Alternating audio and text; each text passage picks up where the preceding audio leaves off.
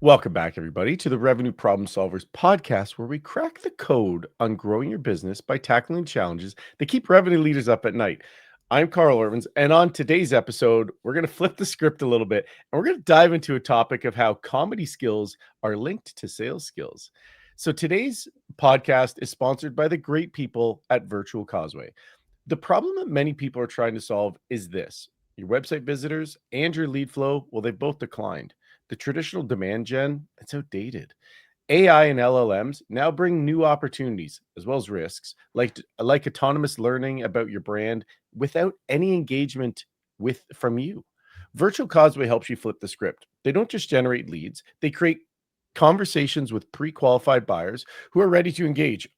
Whether you're breaking into new markets, booking events, or building quality pipelines, Virtual Causeway acts as an extension of your team to drive real and meaningful interactions. To learn more about Virtual Causeway, visit virtualcauseway.com and mention the show for a special rate. Now, my guest today is Kevin Hubschmann. Kevin is a comedian entrepreneur and the founder of Laugh Events, where he blends stand-up and improv with behavioral science to help teams build real connection, confidence, and creativity at work. So here's what I know about him. He began his career as one of the first employees at a tech startup called Splash. And this is where he discovered the power of mixing comedy with company culture by hosting after-work shows in the office. I have so many questions about this, by the way. And in 2019, he launched Events, producing live and corporate comedy experiences. But when the pandemic hit, he kind of quickly transformed this model into highly engaging virtual events. And he pioneered what he calls laughter as a service, or LAS as an acronym.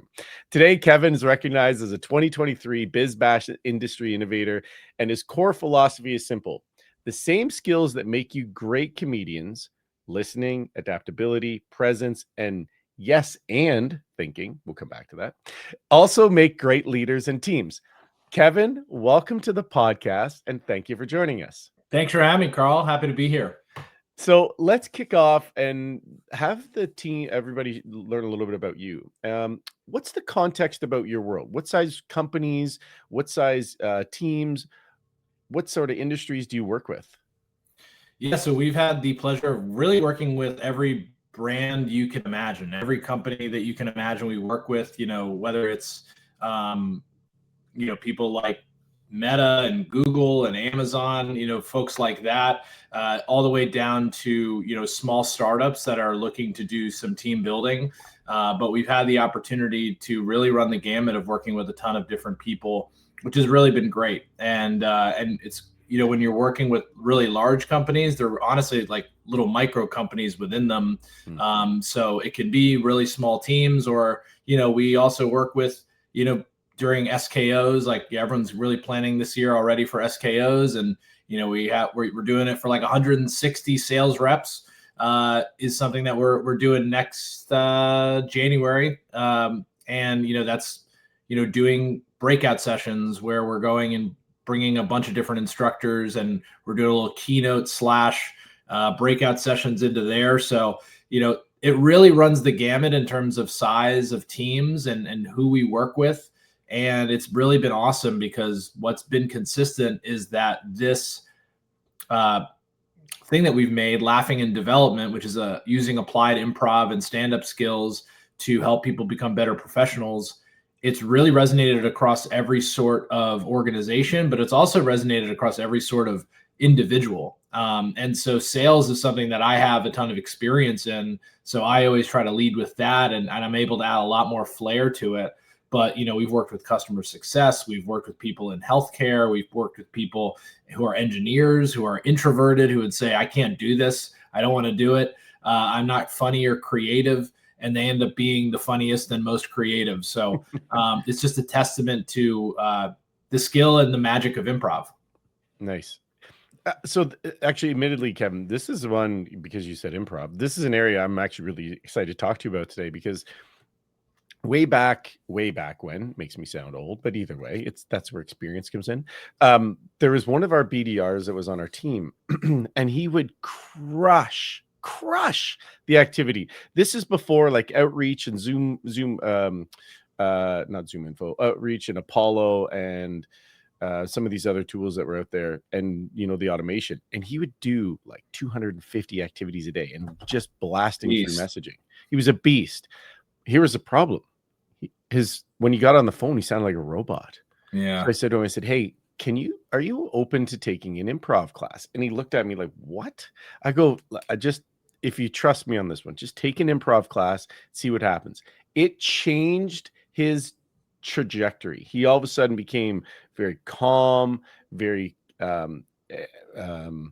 no, I don't want to say controlled, but very calm and engaging, very In the calm and pocket. engaging. Yeah. Oh, so good. And it changed how he operated, and his numbers went up and everything. So that's why I'm excited to talk about this one today, is because I had that experience. And so this is how this whole conversation started. It was back and forth, and said, "Hey, what's a successful initiative?" And you're like, it's comedy skills to improv skills.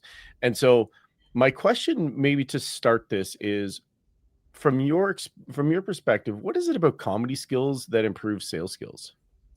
I think when you think about comedy skills, a lot of people think that it comes from like having a good joke and being funny. Mm. And that is also the misconception. I mean, when it comes to improv, specifically, stand-up's a whole different beast. And I can talk later about, what you can take away from stand-up and learn from stand-up. But when you focus on improv, the goal of improv is not to be funny. The goal of improv is to kind of organically create this moment in time with the people that you're with, and really just like dial into this moment and just think off the top of your intelligence, actively listen, effectively communicate. And what I've seen in my own experience is that those skills are exactly what you need to connect with a client, to engage with somebody.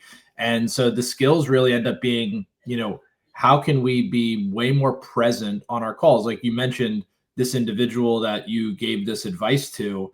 And honestly, what you did was you gave him permission really to be himself. And I had a manager at one point, um, unrelated to the improv stuff, but I was like very, very robotic. And he said to me, after listening to one of my calls, very similar to you, he said, "Stop being so salesman and start being more Hubschmann."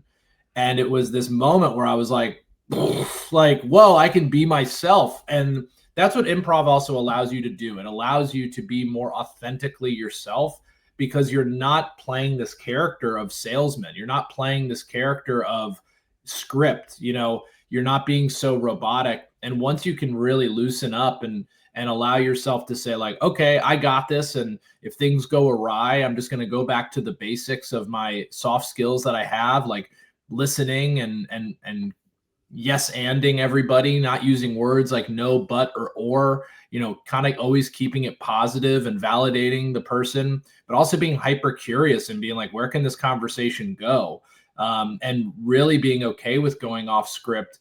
And, if you in your head were like, I got to hit points A, B, and C, it's okay to say, hey, I didn't hit those points. Maybe I uncovered something new because I let the individual talk more and I listen more. So I think that what I would say the number one skill that translates from comedy to sales is listening, active listening, staying in the pocket, and really kind of saying like, okay, I'm really present in this moment. And it doesn't matter what I thought I was going to say. I'm going to just go with the flow of where this conversation is going to take us. And I have the skills to bring it back to be relevant, and do my closing and what I need to do. And that's where I think the stand-up skills that I learned also came into play, because when you're doing stand-up, you only have a certain amount of time, and you have to use they call it the economy of words, saying the least amount of things, the least amount of words, but the most, in the most efficient way. And so that's also where if you're able to like really actively listen, create that connection with your customer, and then when it is your time to speak, you're going to knock it out of the park with like a super succinct, pitch that they're able to then play telephone back to their team, and you're keeping it really dialed in, then you're allowed to keep or you're able to keep the conversation flowing. really interesting. There's one of the groups that I work with just this week is how you said this, and this is what I heard. So tell me if I'm not even close. There's one thing that I heard you say is using your personality. Like I really like what your manager said. Stop being salesman, be more Hubschmann. And one of the reps that I was with this week, I said, you don't need to read the script word for word. You have Mhm. to show some level of personality that you're paying attention. And the example was he's like, "Oh, but I just want to be perfect." I'm like, "There is no perfect call. Yeah. Like, there's no perfect structure.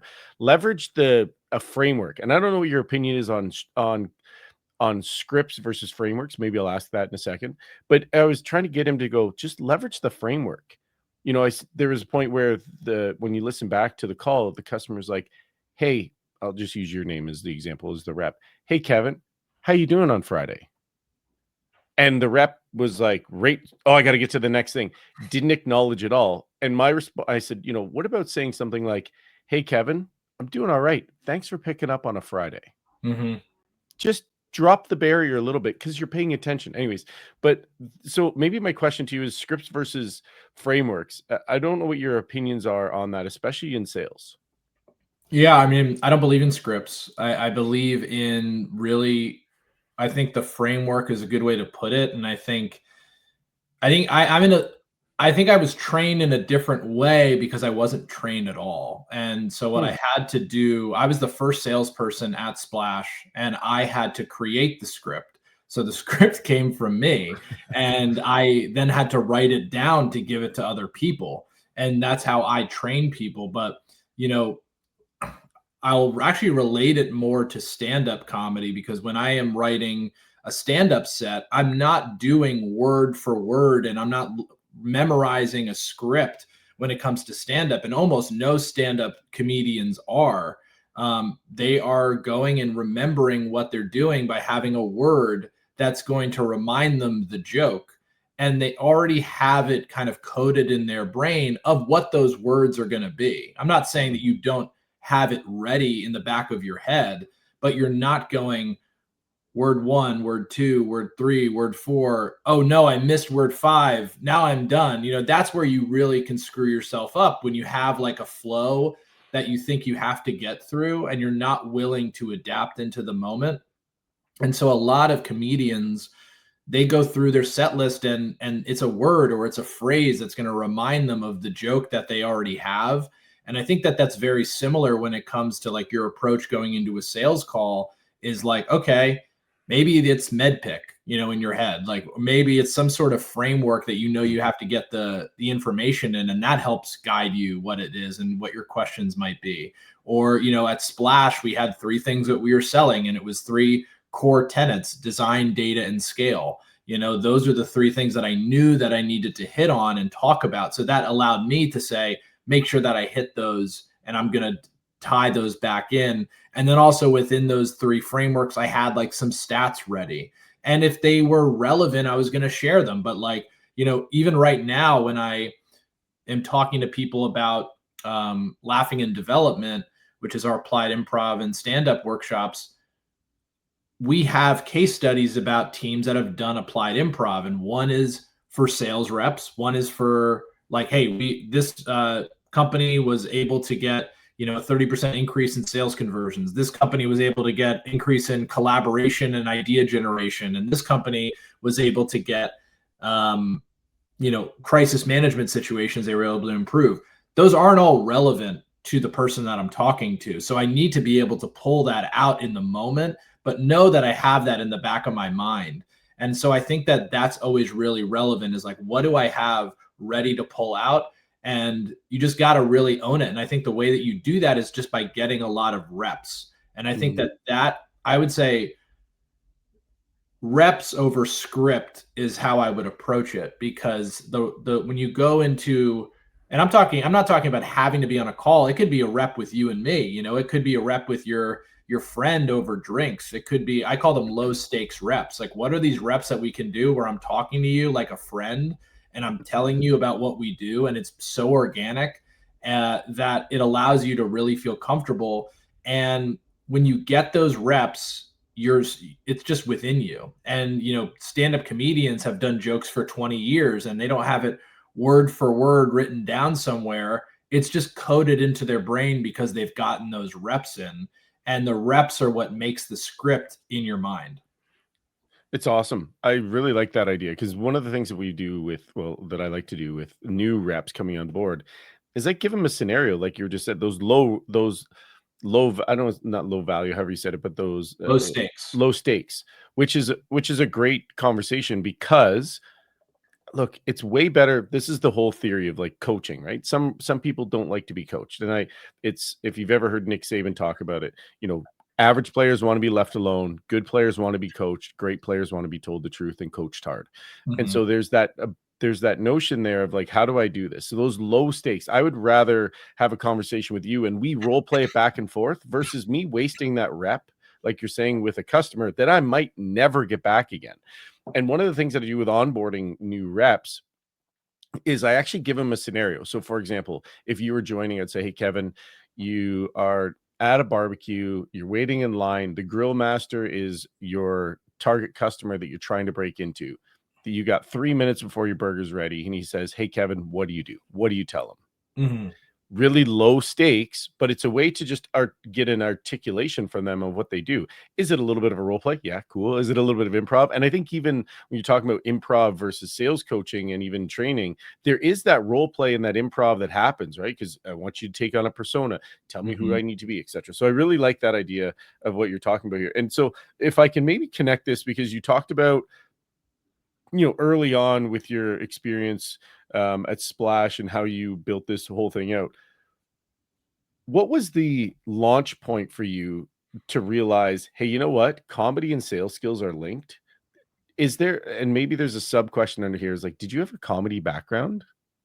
Yeah, I mean, so it goes back to when I first started in sales and when I first started at Splash, I was like still trying to figure out what my career was. I was also just trying to figure out like who I was and what I was interested in. I was in New York City, the capital of comedy. My brother was in the scene. He said when I moved into New York, he said, hey, you're coming and living with me. And so he just grabbed me and let me tag along with him while I was I was an intern at Splash too. So they were just, I was just kind of flying by the seat of my pants there. And, but he said, hey, we're going to do improv. And I was like, okay, like I did. And he's like, I'm going to get a coach. I've done this before. Let's not do classes. Let's get a coach. And so me, my two brothers and my best friend, we started a group called the Brothers in Flaws. We'd go into my brother's apartment and we'd move all the furniture out of the way. We'd have a coach come over and we would do 3 hours of improv a week after work. And I remember going into those sessions being like, oh, I'm so tired. I've worked all day. I don't want to do this. And I remember leaving those sessions being like, we got to go to a bar and talk about this. Like that was so much fun and I cannot go to sleep. And I thought that's where it would end. But then the next day at work, it was like everything was in slow motion and everything was like clicking. It was probably very similar to what your sales rep went through, where I was listening better. I stopped talking over people. I was collaborating with my team better. When it came to clients, my talk time went down and my listening went up, and I was able to just kind of really be hyper curious. And I just felt like, I say it was like Neo in the Matrix. Like everything was like a little bit slower, and like I was able to not like be able to sit in silence, or I was able to like take moments of pause. I was able to just really feel everything out. And that was the first time where I was like, oh, this is awesome. Like comedy, I followed my passion of comedy and it's helping me at work. I did not realize that. And that was one of the reasons I was like, okay, let me keep doing this. Not only am I having a lot of fun after work, it's a great stress reliever, and I'm making these great memories with my friends and family. It's making me better at my job. And so I've always loved comedy and I just kept doing it. And eventually the group broke up. I started taking classes just to keep the muscle going at the Upright Citizens Brigade, which is this great theater in New York. And I kept doing it and working with other people. And I remember taking my 101 class, which is like an intro to improv as it sounds. And because that's where you have to start. And I loved it so much because every single person outside of like 2 people that wanted to be like on SNL and frankly had no shot. Everyone else was like just people. And it was like a teacher or someone in finance or someone in sales or whoever it was. And everyone was just vibing with each other and doing this thing and really being their authentic selves. And it was another one of these moments where I was like, okay, this is an awesome thing where you bring strangers into a room and they're going to connect with one another and they're not being necessarily funny. Funny moments are happening, but funny moments are happening because they're making connections with one another, like looking each other in the eyes and, supporting one another. And it was just this amazing skills that I just kept learning of and seeing it live of, how can improv really impact a group of strangers and how can it apply then back to me at work. And then I got into stand-up comedy and I started doing open mics because I just was like, I got to keep comedy going. I'm loving this world of comedy. And then, eventually I ended up throwing comedy shows at my office. And that was a lot of fun. And, we were like throwing the best comedy show in New York City. I was hosting it. Having amazing comics on that were, all have Netflix specials now. I think like 10 of them have Netflix specials that were on our show previously. So they were huge comics too. So it was just a awesome experience to be around people who were like perfect at their craft and really, crushed. And I got to just be around those people and really see how they prepared and executed. And again, it went back to sales. Like these are pitches that they're doing. They're doing 10-minute pitches or 15-minute pitches, whatever it might be. And they're jam-packed full of moments of laughter and gasps and all these different things. And they just have people they have all of their attention. And there's just so much you can learn from improv, from stand-up, from comedians themselves. And I just love being in the world. I have to think that preparing to step on stage to do your very first stand-up show is far more terrifying than picking up the phone and cold calling somebody.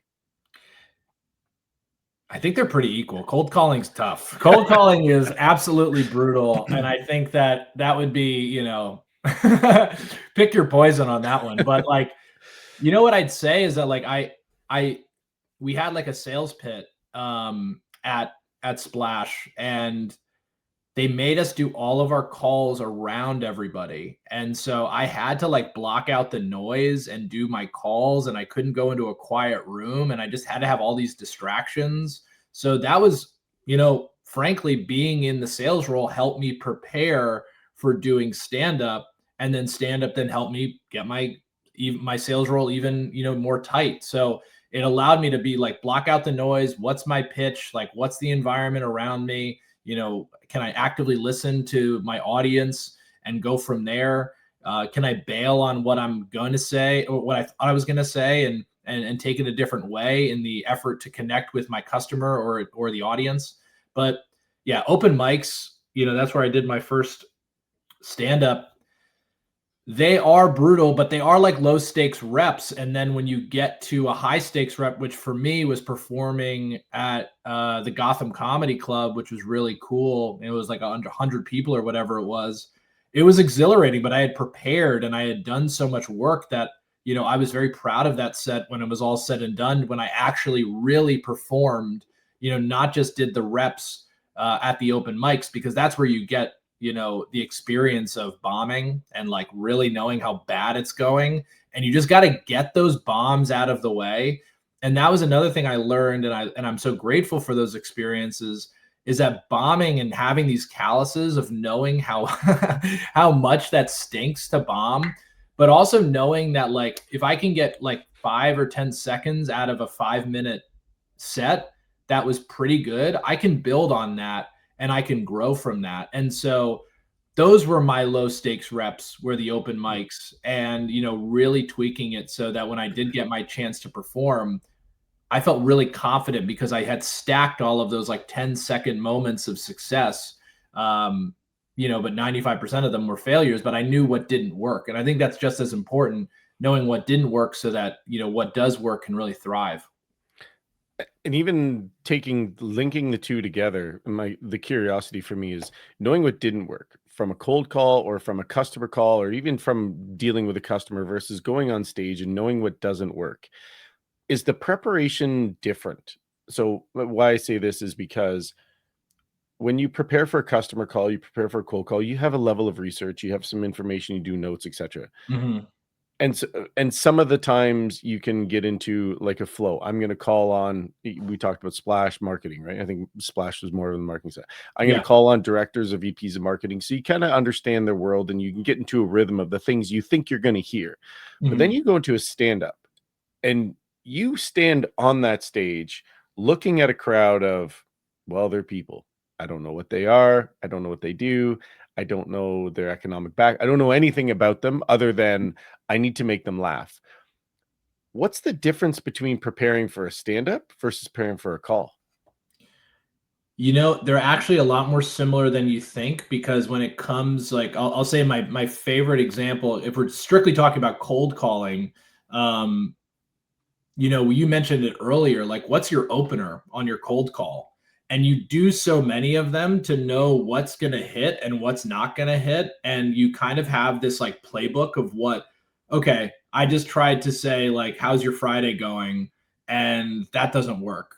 So I'm going to not do that again. And Hmm. in stand up, you need to have an opener. And a lot of those openers come from you go on stage and you want to talk about your environment usually, or like yourself. You want to tell the audience like we're on the same page, and that's the whole goal to get your momentum started on your stand up set, is that your opening joke should reference like the room that you're in or what you look like, and you're aware of what you look like, or like something that happened that you noticed in the previous set from the audience, and calling out that individual and kind of allowing everyone to know like, oh, we're all on the same page. And when Hmm. we're all on the same page, then I could go into my set. And it's the same thing in cold calling. Like, let's get on the same page with that first one, but we have to throw so many at the wall to find out what's that opening thing. Like, I could tell you a million different ways that I self-deprecated myself on stage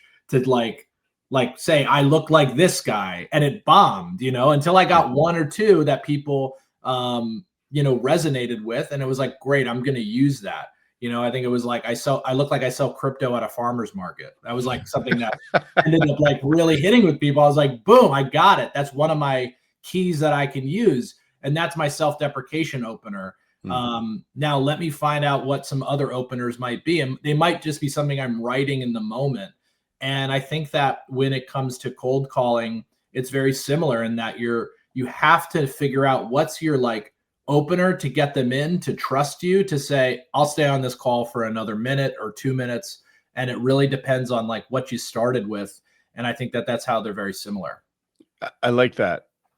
The connection point to that I immediately think of is, all right, I'm going to try this opener. And like you said, I got to learn what doesn't work. I got to learn what doesn't work really quickly so I can figure Mhm. out what does work. And then there's also a component that I'm hearing is like that listening, but is it curiosity that drives a lot of these jokes and the things you teach? Because and maybe connecting it to something you said is yes and.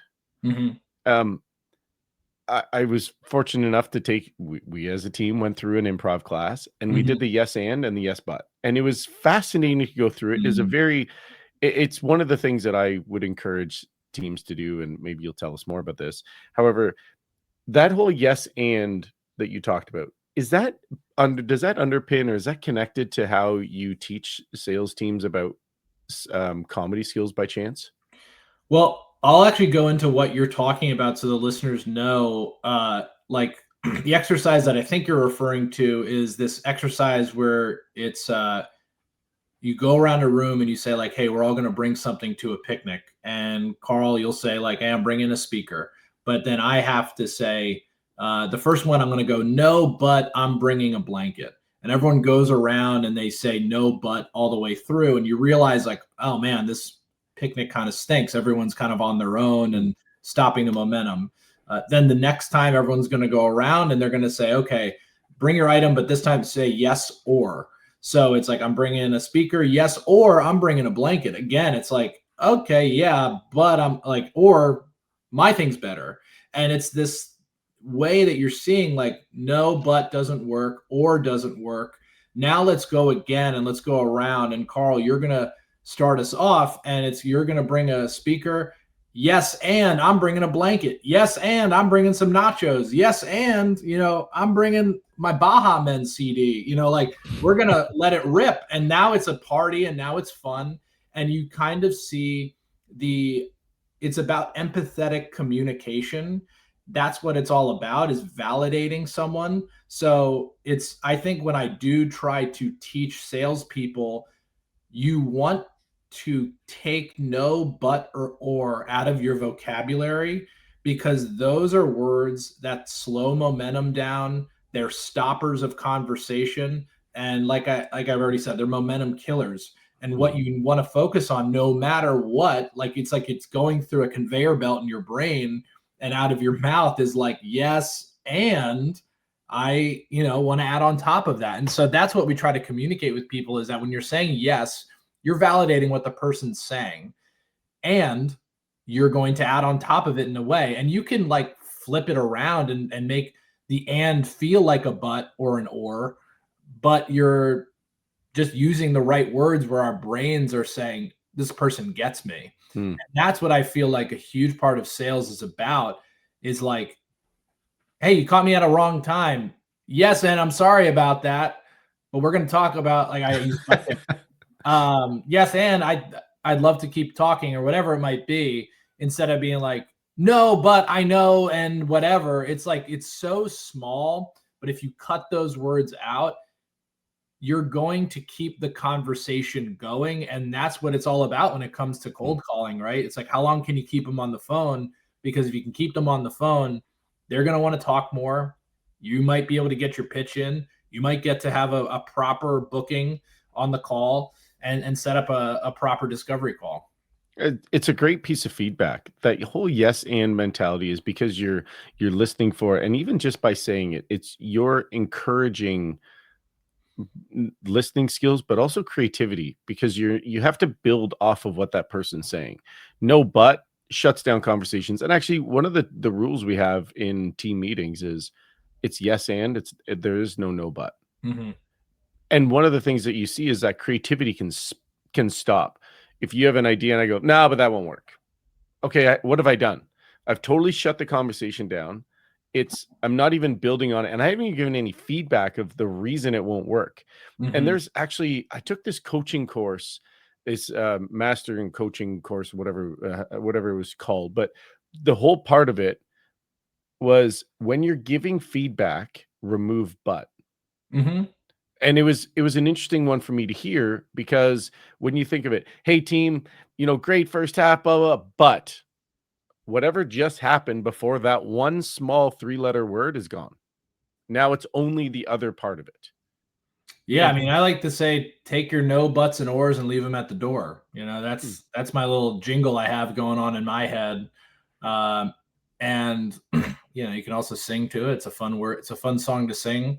But yeah, I mean, it's so small, and it's so, like, we just did an instruction. A workshop with a team, and I was talking to an instructor that was leading it with us, and I was like, hey, we should use this lesson, the game I just talked about. And he was like, I think that's a bit too simple. And I was like, no, it's so effective. And people who are not used to knowing that those words are really bad, they are bad words for creativity and stopping collaboration, it's a huge impact. And I think that when you can get a lesson like that, which is avoid this, it's going back to like what not to do. It allows you to focus on what to do. And they ended up doing it. It ended up being the most impactful part. Everyone's oohing and eyeing at this very simple game, but it allows us to then build off into the next game that we're going to do, which is going to focus on building off of other people's ideas and keeping that conversation going. And so I find that game to be so critical during our workshops, as simple as it may sound, because it sets the foundation for like a big move that we're going to make by the end of the session, which is going to be allowing everyone to really collaborate and perform with each other. And so, those are really, it goes such a long way. And it goes back to empathy. Like you need, especially in sales, you don't want to be a robot. And what do robots not have? They don't have empathy. And that is like the difference between us and the robots. And we have to find the difference and be distinct about it in this age of AI. Even though ChatGPT is quite empathetic to me, and I do appreciate how sweet they can be to me at times, it's so important that we empathize and we validate the problems of our customers, and we are curious about the problem, because people want to talk. They don't want to be pitched to. They want to be heard. And that's our job as salespeople, more so than pitching, is hearing people out. I agree with you completely. There's the AI talking to AI right now, but people talk to people. There's a level of EQ that is required, and especially in today's world where you have access to everything that you want with some of if the right prompts, etc. You can learn almost anything with these LLMs today. Oh yeah. So I have one more question, just because you've talked about this, and I'm curious for your perspective, because I get to talk to lots of sales leaders and revenue leaders and et cetera. And some of the things you've talked on, I'm really interested with. But for some of the team, like let's say one of the leaders is listening to this and they say, you know what, like I like what Kevin's doing. When did people call you in to up level their team? What's the moment, or what's the impetus for them to go, I'm giving Hubschmann a call? I think that it's kind of those classic moments where teams are, I think baked into everyone's schedules now in the calendar year are these moments where sales teams get to pause and regroup. And I think that those come in, you could say probably like 6 different moments. I think outside of just like, there's obviously the one that's outside of the 6 that's like, we need a shakeup, the morale is low, or we're just like in a funk, let's call them in and let's shake things up. Let's think outside of the box, get our brains thinking in a different way. That's like one of those things. But I think that the main times that people work with us are, that Jan, Feb, March time for SKOs and RKOs, where it's like, hey, we're setting a new intention for the year. We're setting what our focus is and our goals are. Kevin, can you come in? And we have them fill out a very robust pre-event survey. That's like, what are the things that you're looking to work on?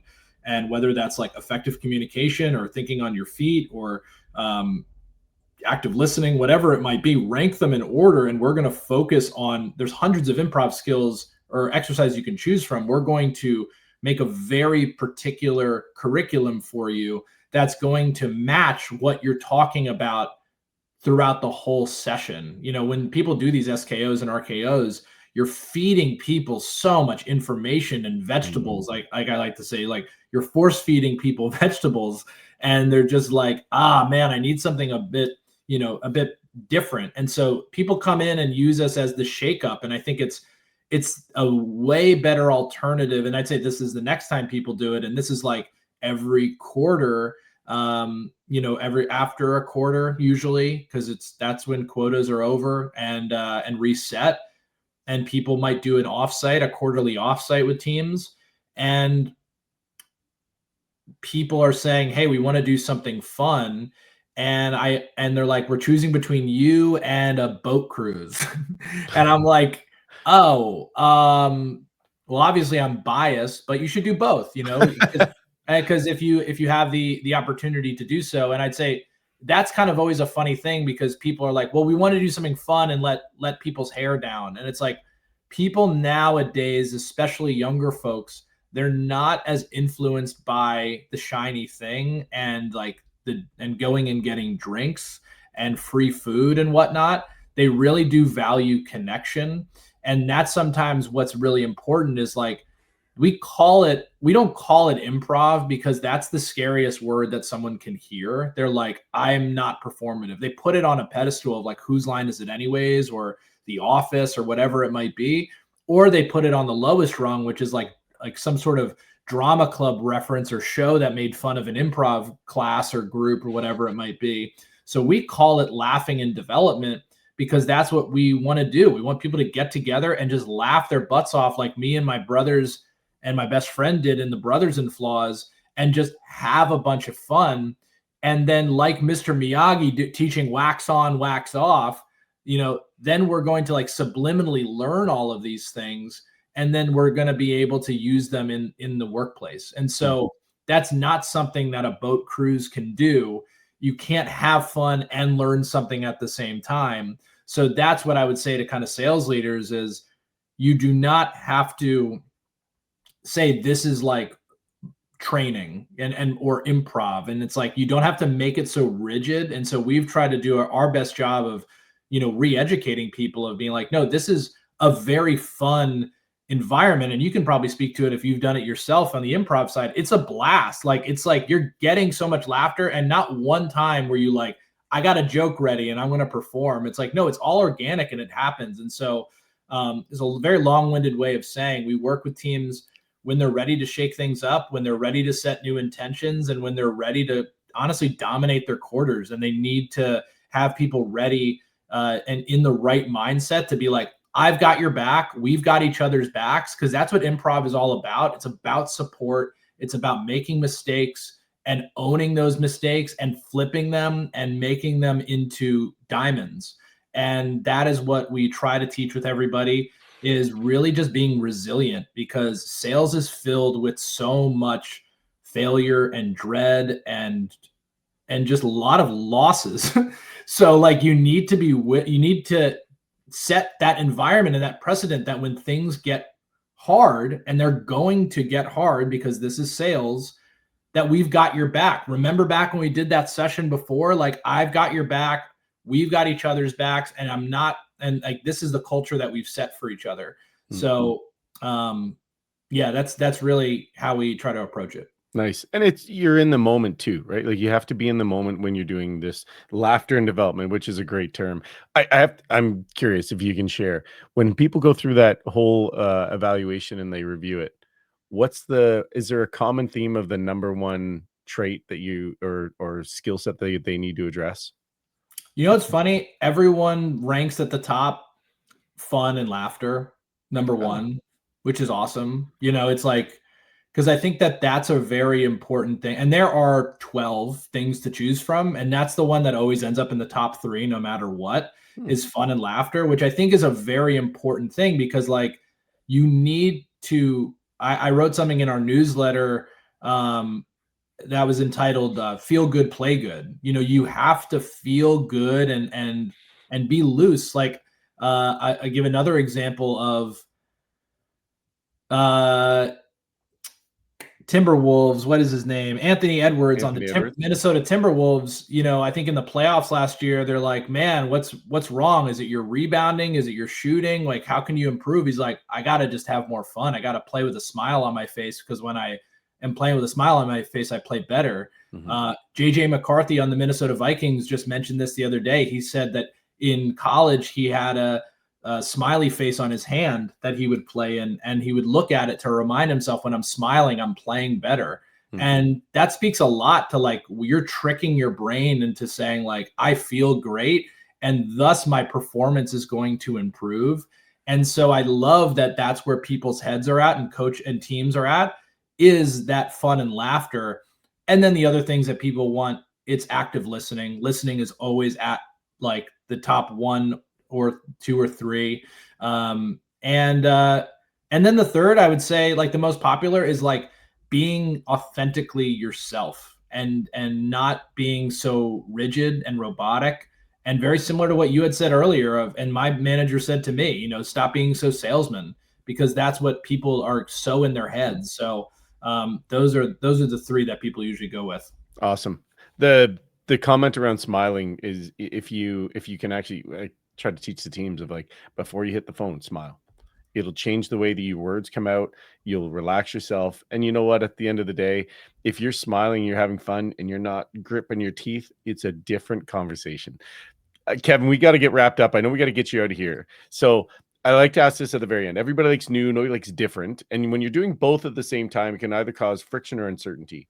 So for somebody listening to this and they think, you know what, I'm going to up level my sales team or my entire team, with some comedy skills, what are sort of 2 or 3 actionable things that they could do just to kick their team off on Monday morning? I think that there's a lot of different warm-up games that people can do. And like that, I'd say play that game I talked about earlier, like that yes and or no but, all those words that we did before. There's a lot of games that people can do, but I think I would actually rather leave everybody with like things that people should just think about. And that is number one, what I said, like yes or no but or leave it at the door. Eliminate those words because those are negatives and stop the train. And that is a comedy skill that you'll see is like that just adds more levity and more fun to everything and momentum. I would say number two is this thing that everyone says in improv, and I love it, and I say it to myself daily, is F your good idea. And it's this voice in your head that tells you to not interrupt somebody. And it's your voice in your head that says, push that down and listen for another beat, because the moment is not what you have to say.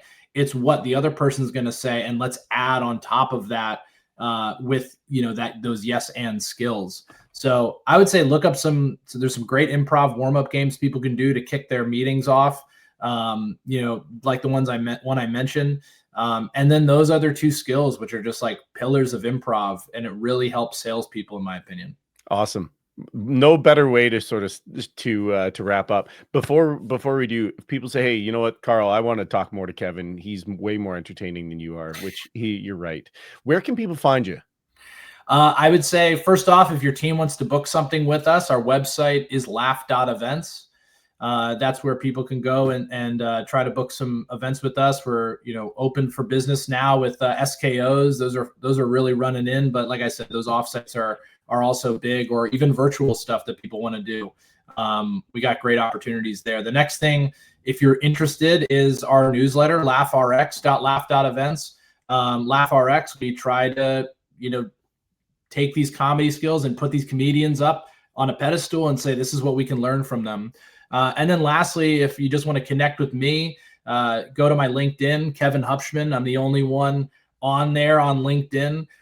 So you won't have trouble finding me, but I try to share all this information that I have, as well as, we do coaching, and we're open for clients now to take on some coaching. Very cool. Kevin, this has been a lot of fun. I really have enjoyed this and getting to know you. That's going to wrap up another episode of the Revenue Problem Solvers podcast. Obviously, Kevin, thank you very much for sharing these incredibly invaluable insights. There's some strategies that you clearly have heard that you can put into action right away. Remember, success leaves clues, and every revenue problem has a solution. Sometimes you just need the right conversation to find it. Until next time, it's Carl with Revenue Problem Solvers, helping you turn obstacles into opportunities. Thank you for investing your time with us today. We'll see you on the next episode.